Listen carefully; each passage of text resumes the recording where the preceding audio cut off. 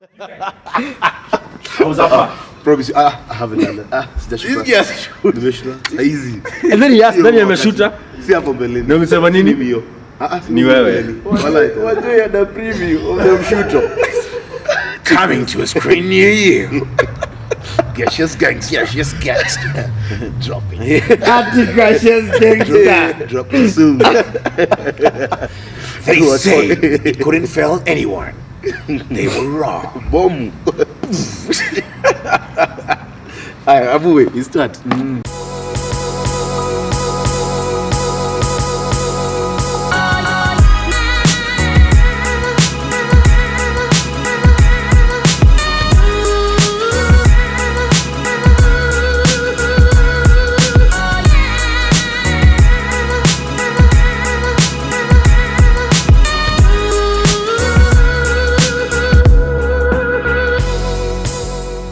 Episode 22, part 1 of Kenya's premier sports video podcast, the 3 Quarters Podcast.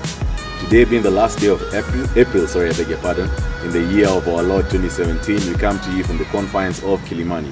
We want to thank our hosts for giving us this opportunity to shoot episode 22, which will be coming to you within the course of the week. We start as always with, by thanking our fans, our followers, our viewers.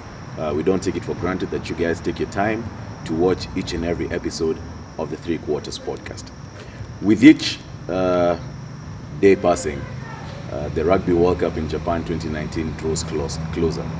As we speak, 10 days for the draws of the pools to come out. So all you can do is sensitize you guys about our Road to Japan hashtag. The Kenya Simbas are about to embark on a monumentous challenge to earn us a spot at the Rugby World Cup in Japan in 2019, and it is only right as fans of rugby to support these boys. So get onto the Road to Japan hashtag to support the Kenya Simbas, because indeed they are the superstars of rugby in Kenya. This is Gash, your official noisemaker. Jerengus, Kenyana. And part 1. It's now been a week since the close of Kenya Cup. I think the union did us a favor by postponing Enterprise Cup to this coming weekend, 6th of May 2017. Therefore, I think it's only right that us guys do a post-mortem of the Kenya Cup season, 21 weeks. What was your thought about Kenya Cup this year, Angus? Fantastic stuff. Yeah. Throughout the season since last year, when it kicked off sometime early November. Yeah. We've been really entertained this whole season. Yeah. And I'm happy that you actually made a point of going to the different home grounds. Yeah. And my highlights of the season, I think I would say, would be Homeboys getting to the semis. Yeah. Sad that Machine went out. Yeah. KCB was a surprise winning it, because I thought Cabras would. My money was on Cabras. Yeah. But it has been a very great season. Yeah. Apart from a little bit organizations when it came to the final. Yes. It was sad to see Mean Machine go down after 40 years of top flight rugby, but that's how it is right now. I mean, the competition has become stiff, and unfortunately, as much as we are endeared to Machine and we thank Machine for bringing rugby to the indigenous people of the country, that cannot be Machine's rider each and every year. I think the university needs to get its house in order to make sure that Machine comes back into Kenya Cup and competes with the other guys. What would you want to see changed come next season? Next season, I think we need to go back to what it was before, especially when it comes to the final. I think we should just continue having the final at the RFUA grounds. Queen's grounds. Basically, because it's more. It can accommodate more of the fans. It will cater for the fans, I think. Especially, and then it's easier to organize it there. Instead of having like what we experienced in the finals this year, having fans standing for 80 minutes. The best stands on the tri-box side. And so I think RFUA the final should be back to RFUA. And if at all, we can just have the league as just the league, no playoffs. I don't know. Look, I don't know. Fine. Fine. In England, maybe it works, Premier League and everything. But playoffs makes it a bit interesting because it becomes knockout. You see? So, fine. You slog it out in the league to make the playoffs. Then the playoffs now makes it. Now it's knockout rugby. It's who's best on the day. For a fan's perspective, I think it will be nice because it's more rugby. Exactly, it's more rugby, and also it tests your mettle because okay, fine, you might keep it at the top but that's the regular season. It's everything should be about the post-season, I think. But anyway, that's that for Kenya Cup. Now that we've seen the whole Kenya Cup season and we've been able to watch each and every team, give me your starting 15, your best 15. Yeah, my team of the season. Yeah. Front rows, I'll start with number 1, Amsala. Yes. Moses of KCB. Philip Kambili, Homeboys. I'll go with George Justin. Yeah. KCB. Yeah. And then one man, Oliver Mangeni. Yeah. Yeah. Jijo, Yeah. Nyambua, Capra Sugar. Yeah. Davis Chenge. Humphrey Kayange Tall. Yeah. Kevin at 8th man. Yeah. Otieno. Yes. Then I'll go with Kelvin Masai 9. Yeah. 10, Isaac Kadimo. She was from Superior. Muhanji, I'd give him blind side winger. Yeah. Then I go with Nick Baraza 12. David Ambunya 13. 14. I'm thinking of putting either Ayange or Mugaisi. Move Mugaisi from 15 to 14. Yeah. And of course, Mr. Fixit, Darwin Mukitsa at 15. At 15. My team, front row, I'd have Moses Amsala, KCB, Philip Kambili at hooker.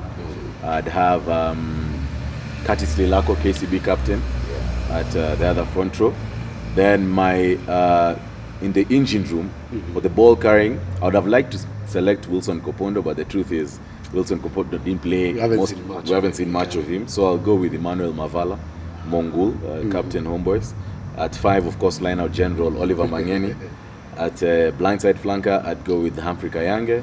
Number 7, I would go with someone who's some sort of an unsung hero, Peter Waitere, open side flanker from KCB. My 8th man, of course, just as you said, Steve Otieno, Homeboys. My scrum half, it was a debate between Kelvin Masai and Samson Nsomu, Impala, but I'd take Kelvin Masai. Yeah. Number 10, this is where it's funny. Most of the guys are looking at the superstars, Isaac Adimos, Biko Ademas. My number 10 for the season would be Levi Amunga, standoff for Black Blood. He was second in the points scoring, 126 points after Darwin Mukidza. And playing for Black Blood and being able to rack up that number of points, I think is a commendable achievement. And he's good, place kicking, drop goal, kicking for touch, distribution of the ball. I think he's had a very good season. So for me, I'd go with Levi Amunga at number 10. Number 11, I'd go with someone who started at Strathmore and moved to Queens, Jinto Nadongo.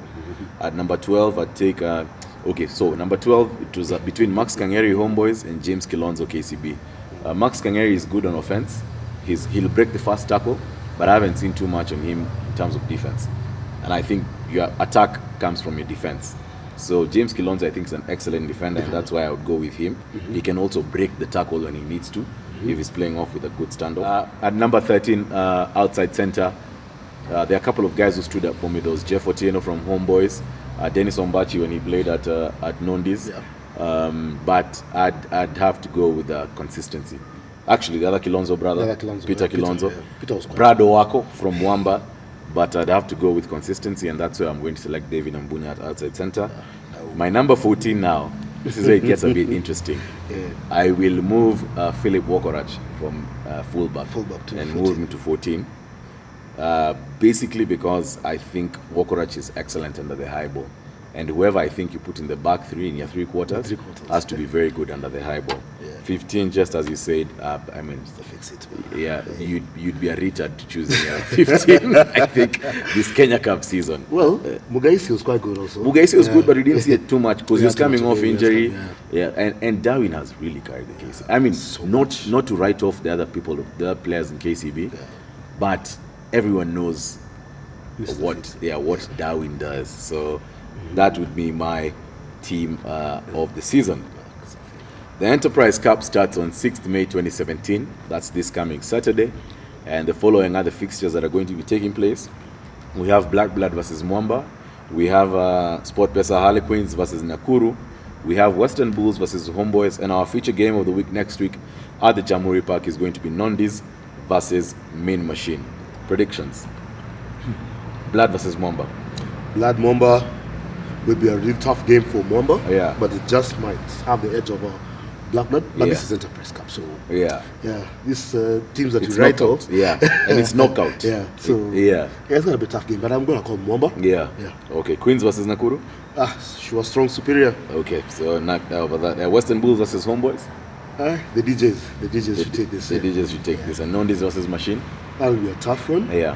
I'm gonna call Machine. Yeah. Yeah, I'm gonna call Machine. I actually do agree with you on the predictions because I do feel that, and especially on our feature game of the week, I do feel that Machine have have something to prove rather, and therefore they're going to come out all guns blazing, and Nondis should not think they're going to get it easy, and more importantly, the 15th players taking place in the World Cup are not going to be participating in the Enterprise Cup, and Biko Adema has been really helpful for Nondis. Ronnie Munesi, Ronnie Munesi, Benji Marshall.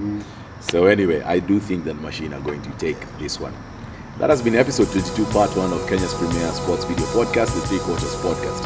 As always, we ask you guys to follow us on Instagram, to like our Facebook page, and to subscribe to our YouTube channel. This is Ngashi Official Noisemaker. Jerengus, Kenyana. Stay tuned for episode 22, part 2. Cheers.